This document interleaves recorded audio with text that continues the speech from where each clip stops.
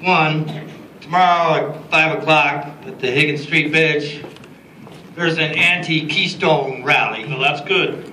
So folks all you 300 people ought to show up, because y'all got that sublime madness in you. Ain't that right? Well, I'm kind of one of them sublime mad people myself. And I ride with a very odd creed of people called rainbow people. About the last 50 years now, the United States government has put martial law around our gatherings that we've had every year over the 4th of July. Now, I've been around some real good journalists, even from the New York Times, standing in my teepee, surrounded by federal troops, and saying, how can the United States government get away with martial law in this country? Of course, it was against us hippie folk and our odd-looking rainbows, but how in the hell did they get away with it for 50 years here without anybody noticing? And in this town, I was called an outlaw, a scofflaw, for standing up and saying, you know what? This is not righteous. I went to prison for it. And I just want to say out here to all you folks, and all your sublime madness, it's damn time to get up. Thank you, sir. Yeah.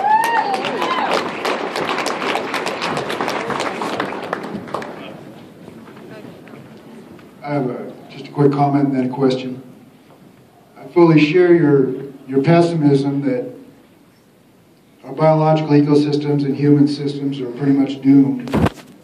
But I anticipate that rapid and ongoing advances in technology, automation, robotics, and artificial intelligence will let corporations survive and grow essentially as a new form of life, even while they destroy the rest of the planet.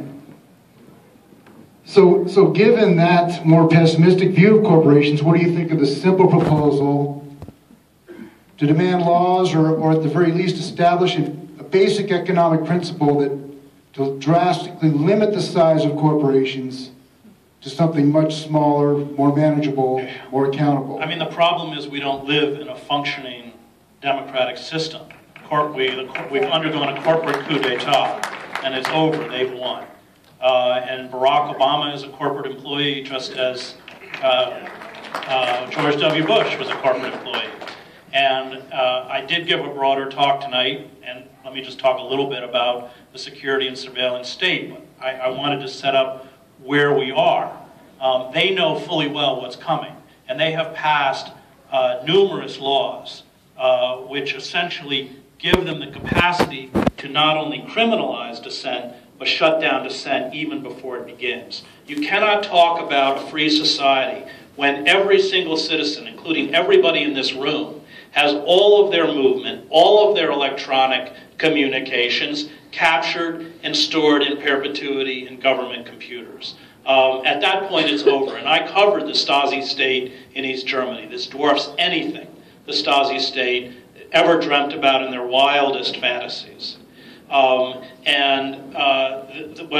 What's frightening is that, and this includes the NDAA, includes the ability of the executive branch to assassinate American citizens, it includes the misuse of the Espionage Act to shut down whistleblowers, is that they have prepared the ground for a kind of perfect corporate totalitarian state, which is not national, it's supranational, it's global.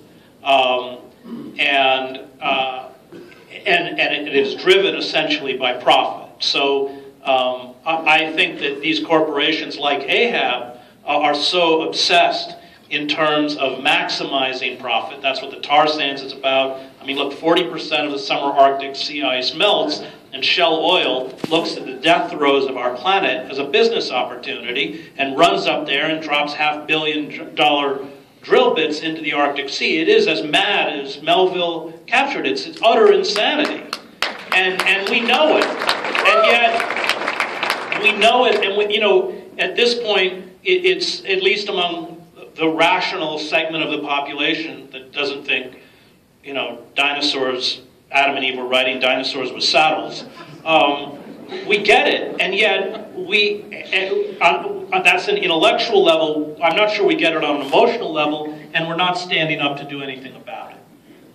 And these corporations are as mad as Ahab. They will bring us down. They might survive a little longer, but I mean, even the World Bank is now publishing climate change reports that talk about life as we know it as being unsustainable. And the World Bank can hardly be accused of a radical, organization. So I think that you're right that there will be a kind of corporate tyranny. I think these people will try and retreat into their enclaves to save themselves. And as Naomi Klein has written, they will have probably access to water. And who owns your water, by the way, here? Oh, you got to get that back. You don't want these people owning your water. Frickin' mayor gave it away. We frack enough, and water's going to cost more than oil. And they know it. That's why Bechtel and the Carlyle Group are running around buying up all the clean water supply all over. It's not because they love clean water. I think we're very close to a kind of corporate, corporate tyranny. What do you think about the basic goal or economic principle to limit the size of corporations? Well, I think it's great, but we don't live in a functioning political system that's going to do it. Barack Obama, they wouldn't accept public funding.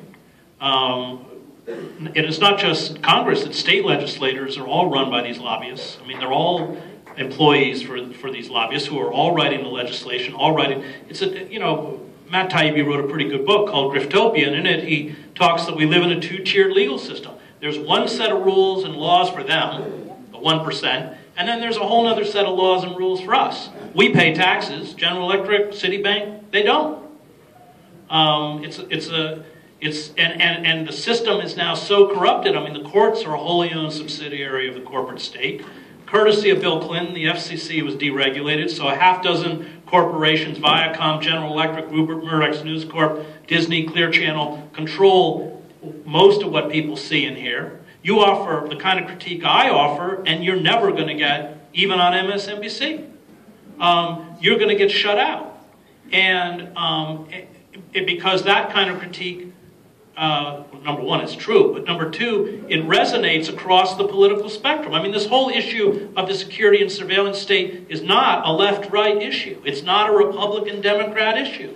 It's an issue over the Fourth Amendment. And I look at the right wing, all these strict constitutionalists, and I go, where the hell are you? Yeah. Where are you?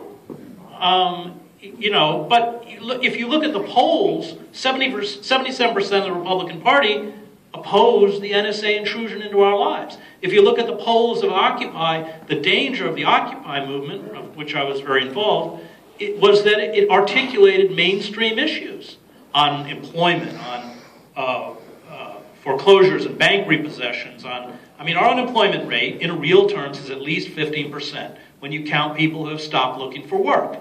And when you add the underemployment, that is people who the average worker at Walmart works 28 hours a week, but their wages put them below the poverty line, which is why the Walton family, who make $11,000 an hour, give them, when they come to the job, applications for food stamps because they qualify. I mean, it's kind of, the whole system's been upended. It's all upside down. And it doesn't, and the Democrats are as complicit as the Republicans.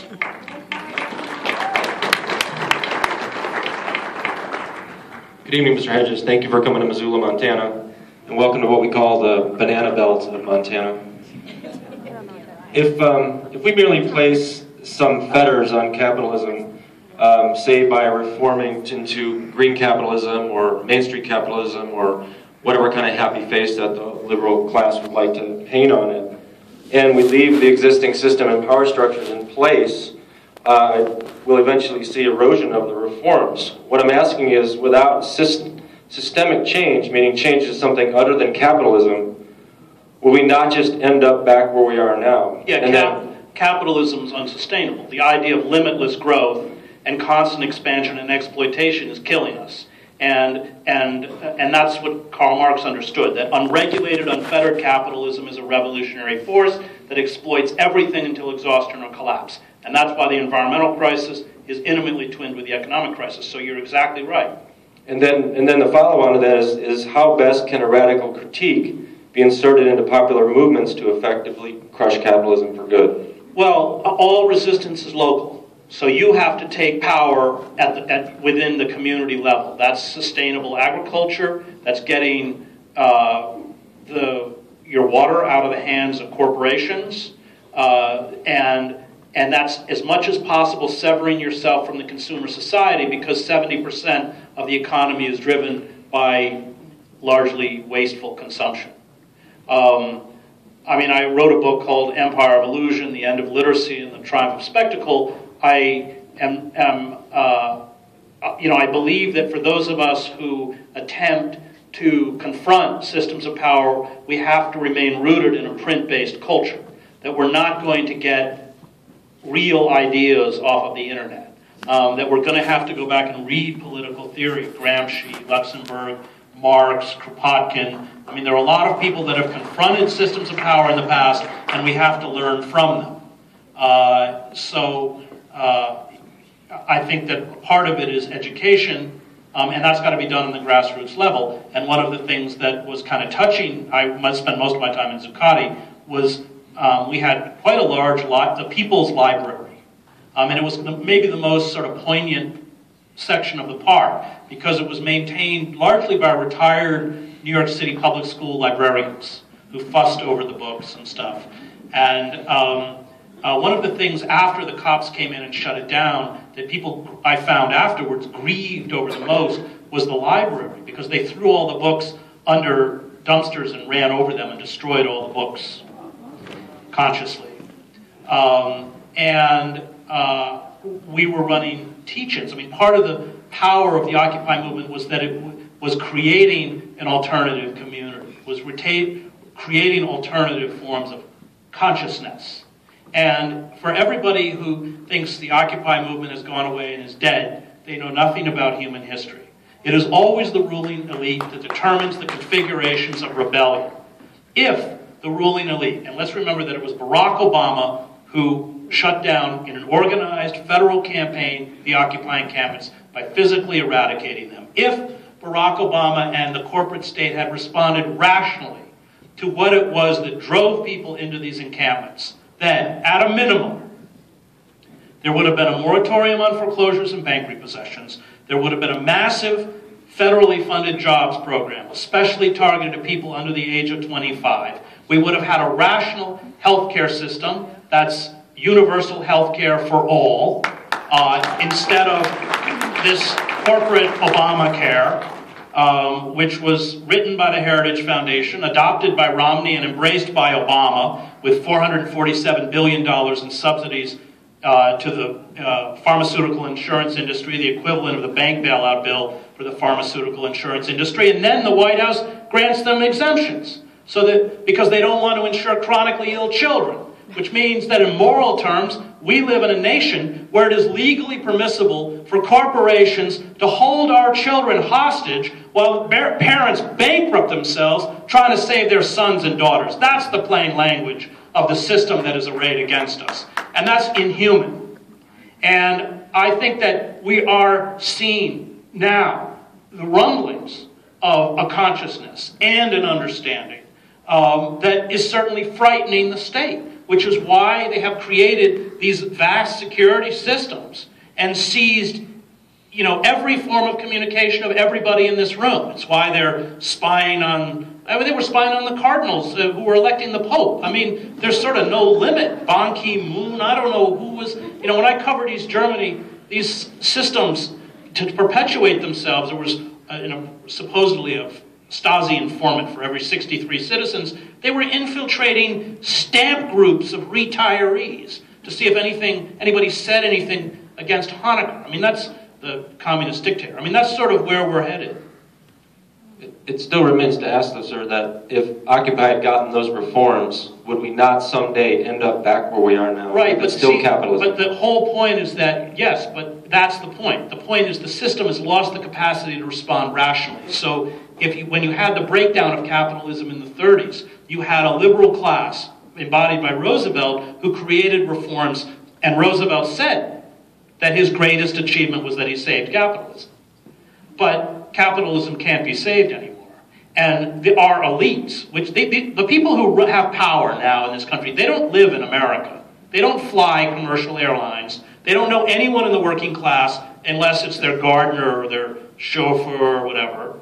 They live in Richistan, as a New Yorker reporter wrote. They live in the modern equivalent of the Forbidden City or Versailles. And that's extremely dangerous when you have an elite that is that disconnected from reality, determining policy. So you have all these grievances that drive people into the occupying encampments. And rather than respond to any of the grievances, they make it worse. They slash food stamps. They cut the extension of unemployment benefits. They close Head Start programs, libraries. I live near Philly. They shut down 21 schools. And that goes back to Karl Polanyi, the great economist, when he writes about unfettered capitalism. There are no self-imposed limits. They will keep going until there's blowback. There's nothing to stop them now. There's nothing in the courts. There's nothing in elected, whether state capitals. There's nothing to stop them. And so it's always the ruling elite that will determine the acts of rebellion. And because these people have no limits, something's coming. And I have covered rebellions all over the world. I covered the revolutions in Eastern Europe. I covered the 2 Palestinian uprisings. I covered the street demonstrations that brought down Milosevic. And what's fascinating about it, as a reporter, you know the tinder is there, but you never know the spark. You never know what it is that ignites it, because it's often really banal. And once it begins, you never know where it's going. It has a kind of centrifugal force, a life force of its own. And something's coming, and they know something's coming, and they are doing everything in their power to prepare to shut it down. Thank you. But I'm with you that capitalism we have to walk away from. Yeah. Thank you very much for coming to Missoula and speaking. My question, actually, the thing that, because I think we went down critique, and we go down critique a lot.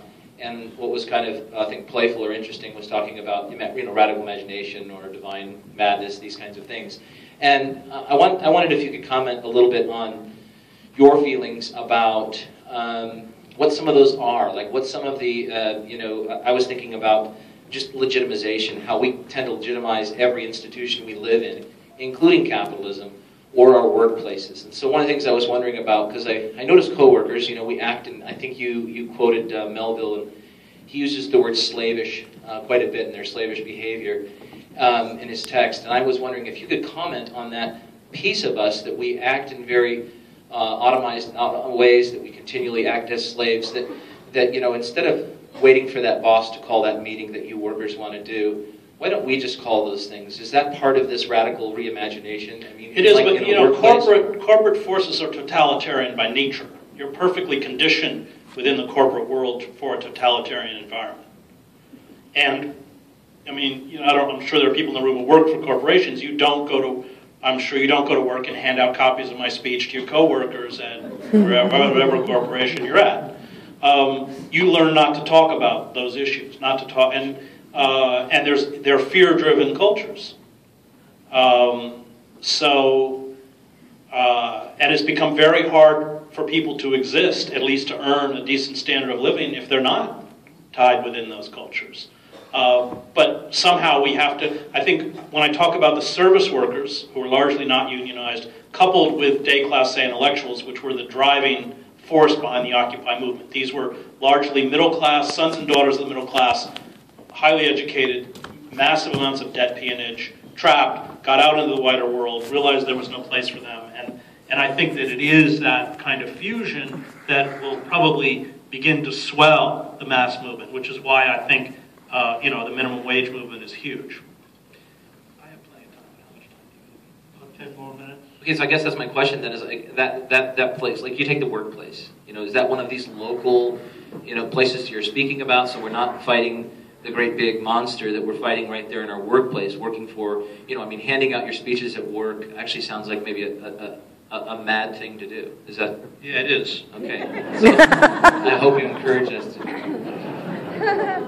I mean, I'm sympathetic. I mean, people have rents to pay, families to feed. You know, I have a kind of autonomy.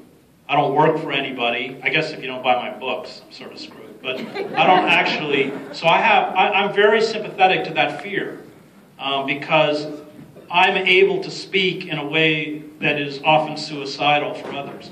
But I think that we are seeing a growing number of people who are pushed outside of the society, or certainly pushed so much to the margins of society that they don't have that much more to lose. I just want to, if it's all right, close with a little section from this book. Is that okay? Is that all right? Yeah.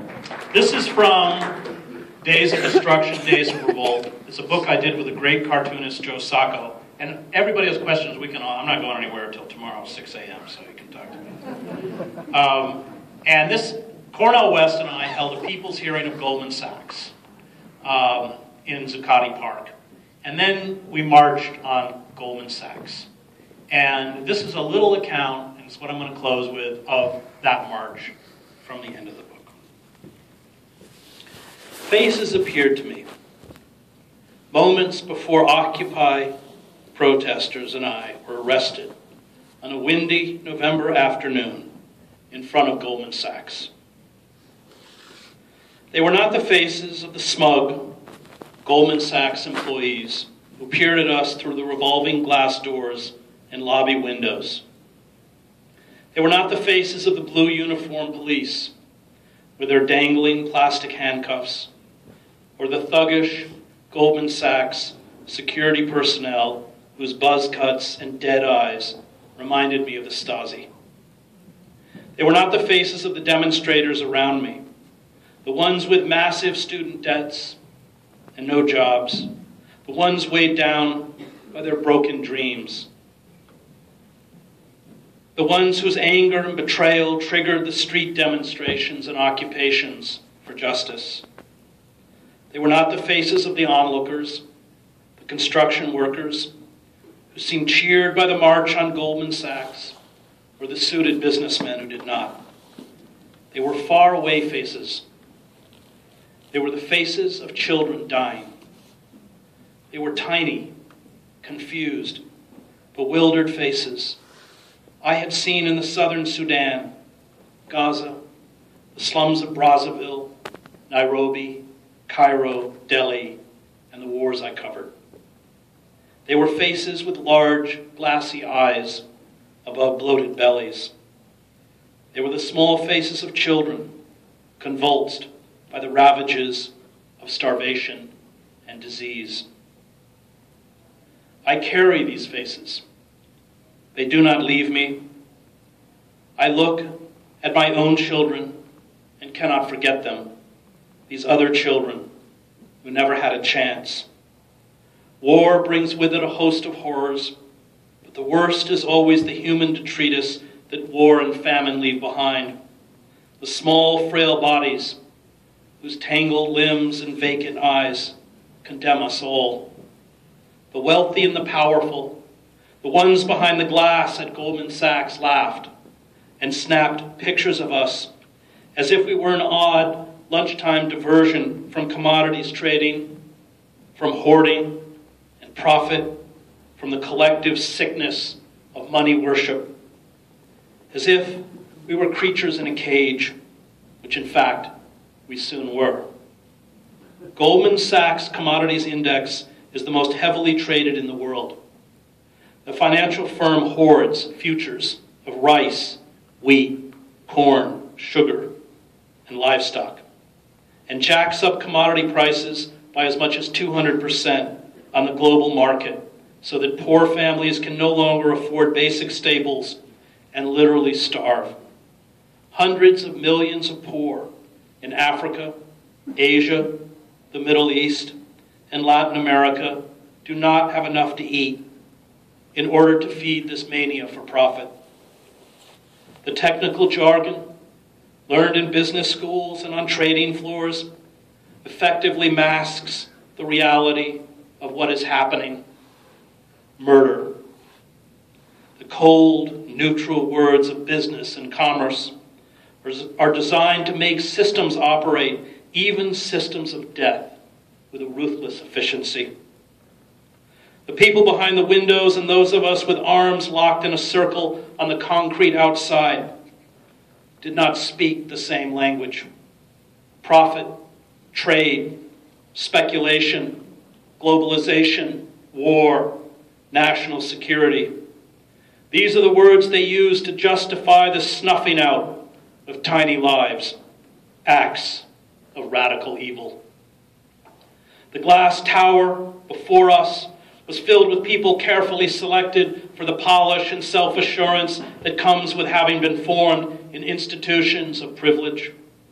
Their primary attributes are a lack of consciousness, a penchant for deception, aggressiveness, a worship of money, and an incapacity for empathy or remorse. And it is always the respectable classes, the polished Ivy League graduates, the prep school boys and girls, who are the most susceptible to evil. To be intelligent, as many are, at least in a narrow, analytical way, is morally neutral. These respectable citizens are inculcated in their elitist ghettos with values and norms, including pious acts of charity used to justify their privilege, and a belief in the innate goodness of American power. They are trained to pay deference to systems of authority. They are taught to believe in their own goodness, unable to see or comprehend, and are perhaps indifferent to the cruelty inflicted on others by the exclusive systems they serve. And as norms change, as the world is steadily transformed by corporate forces into a small cobble of predators and a vast herd of human prey, these elites seamlessly replace one set of values with another. These elites obey the rules, they make the system work, and they are rewarded for this. In return, they do not question. We seem to have lost, at least until the advent of the Occupy Wall Street movement, not only all personal responsibility, but all capacity for personal judgment. Corporate culture absolves all of responsibility, and this is part of its appeal. It relieves all from moral choice. There is an unequivocal acceptance of principles such as unregulated capitalism and globalization as a kind of natural law. The steady march of corporate capitalism requires a passive acceptance of new laws and demolished regulations, of bailouts in the trillions of dollars and the systematic looting of public funds, of lies and deceit. The corporate culture epitomized by Goldman Sachs has seeped into our classrooms, our newsrooms, our entertainment systems, and our consciousness. This corporate culture has stripped us of the right to express ourselves outside of the narrow confines of the established political order. We are forced to surrender our voice. And corporate culture serves a faceless system. It is, as Hannah Arendt wrote, the rule of nobody. And for this very reason, perhaps the least human and most cruel form of rulership. Those who resist, the doubters, outcasts, artists, renegades, skeptics, rebels, rarely come from the elite. They ask different questions. They seek something else, a life of meaning. And in their search, they come to the conclusion, as Socrates said, that it's better to suffer wrong than to do wrong. This conclusion makes a leap into the moral. It refuses to place a monetary value on human life. It acknowledges human life, indeed all life, as sacred. The greatest evildoers are those who don't remember because they have never given thought to the matter. And without remembrance, nothing can hold them back, Hannah Arendt wrote. For human beings, thinking of past matters means moving in the dimension of depth, striking roots, and thus stabilizing ourselves so as not to be swept away by whatever may occur, the zeitgeist or history or simple temptation. The greatest evil is not radical. It has no roots. And because it has no roots, it has no limitations. It can go to unthinkable extremes and sweep over the whole world. There are streaks in my lungs, traces of the tuberculosis I picked up around hundreds of dying Sudanese during the famine I covered as a foreign correspondent. I was strong and privileged and fought off the disease. They were not and did not.